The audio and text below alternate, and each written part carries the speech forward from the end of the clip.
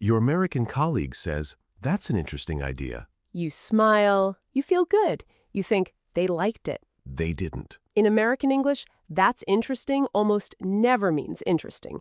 It means, I don't agree with this, I don't want to say that directly, so I'm saying interesting. And this is just one example. Americans say one thing and mean something completely different dozens of times every single day. Today, we're teaching you the hidden language, the one nobody puts in textbooks, the one that takes most people years to figure out. Until now. Welcome to Word by Word English, where every episode we teach you the real English that changes how you understand the world around you. Today's episode is different from everything we've done before.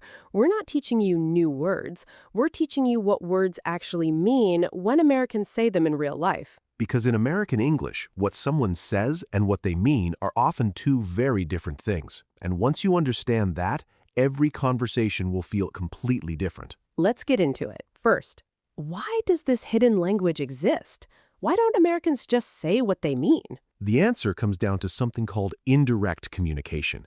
And Americans, despite having a reputation for being direct, are actually much more indirect than most people realize. Americans deeply value two things that sometimes conflict: honesty and kindness.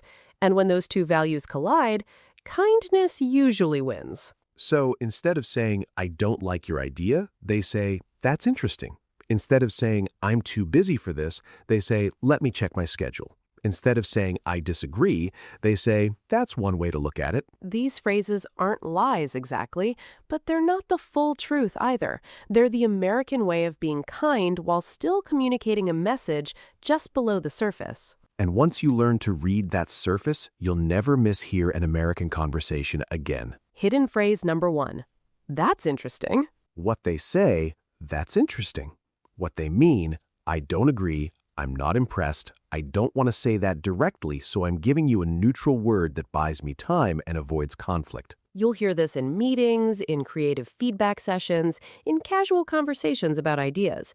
When someone says interesting with a slight pause before it, that's the signal. That pause means they're choosing the diplomatic word over the honest one. Example, you pitch a new marketing idea. Your manager says, "That's interesting." The pause, the tone, the before it. Translation, "I don't think this will work, but I don't want to crush you right now." However, context matters. That's so interesting with enthusiasm and energy.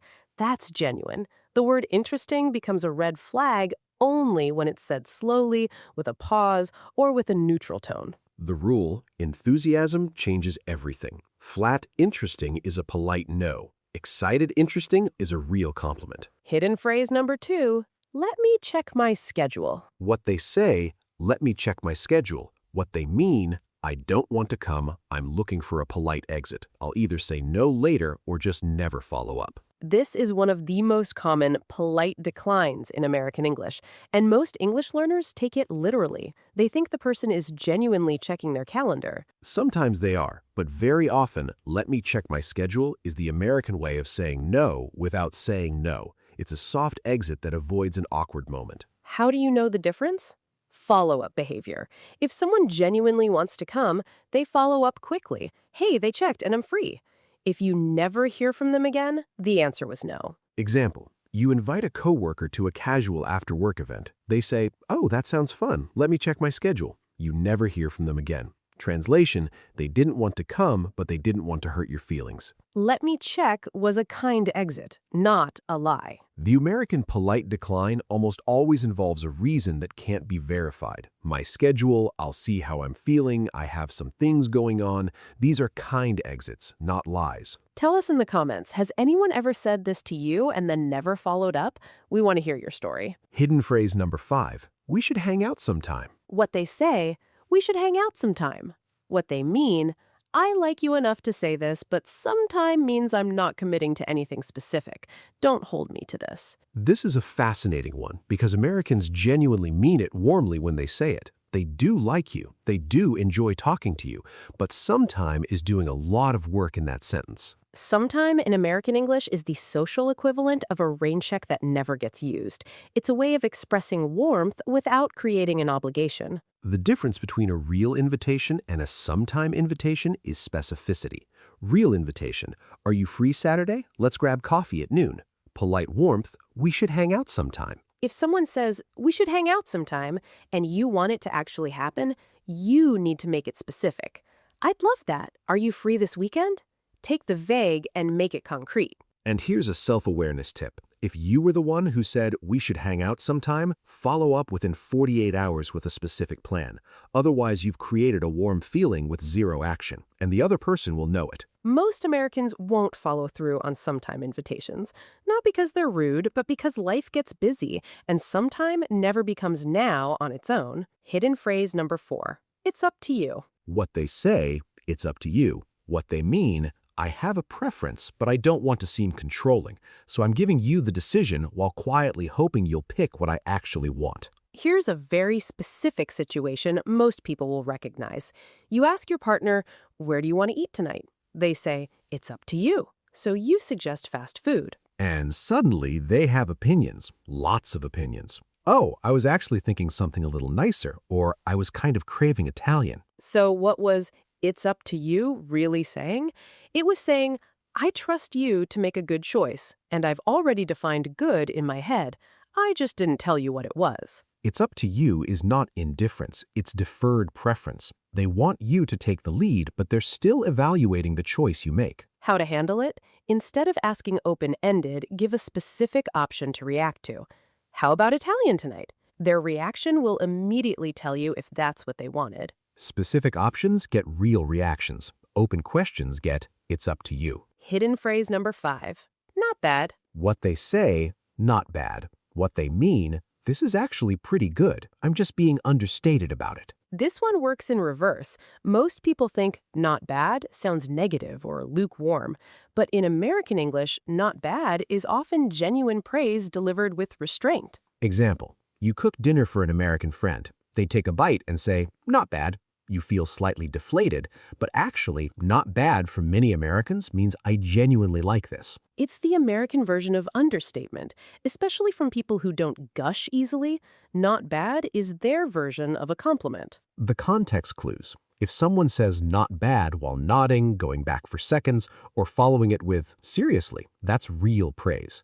Not bad, seriously, this is really good. Americans who express everything enthusiastically use not bad differently from those who are naturally understated. But in most cases, not bad is a quiet compliment, not a lukewarm review. Tell us in the comments, has anyone ever said not bad to you and you weren't sure if it was good or bad? Now you know. Hidden phrase number 6. I'll try. What they say, I'll try. What they mean, I probably won't, or I'm not confident I can. Either way, don't count on it. This is one of the most important phrases to understand in American English, especially in professional settings. When an American says, I'll do it or I'll get it done, that's a commitment. When they say, I'll try, that's a soft maybe with built-in exit. Example, your manager asks if you can finish the project by Friday. If you say, I'll try, your manager hears, probably not.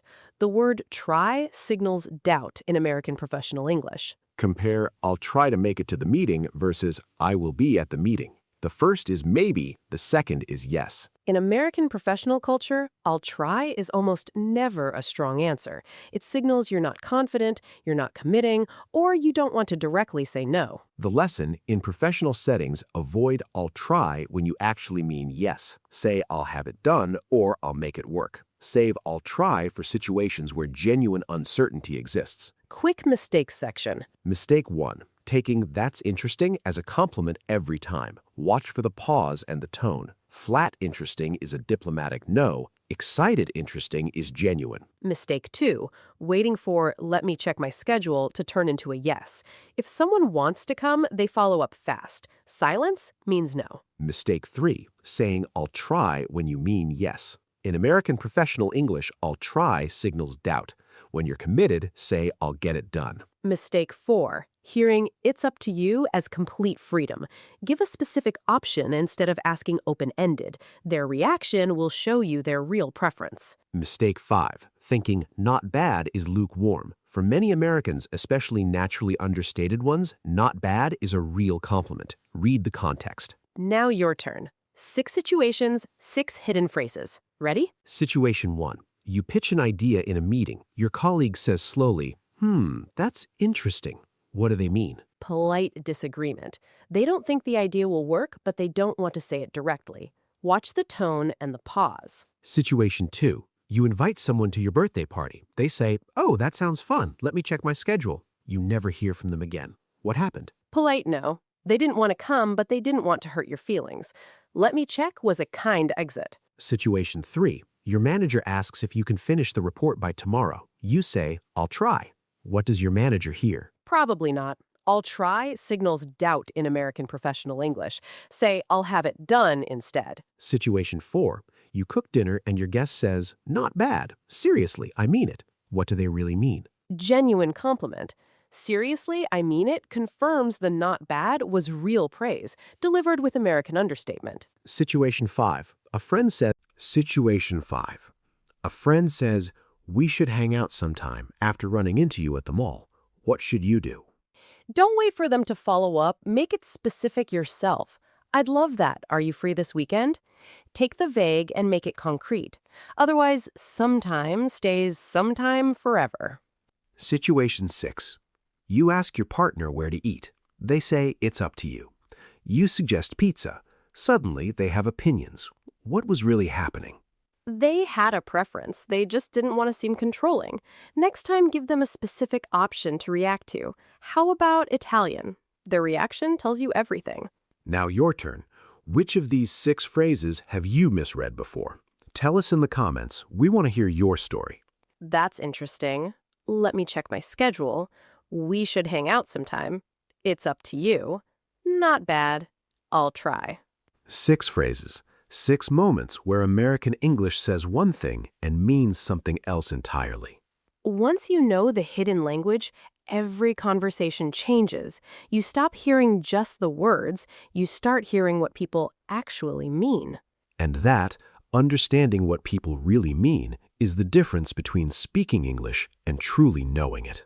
Like and subscribe to Word by Word English because next time we're back to one powerful word, a word that Americans use to end disagreements without ever raising their voice.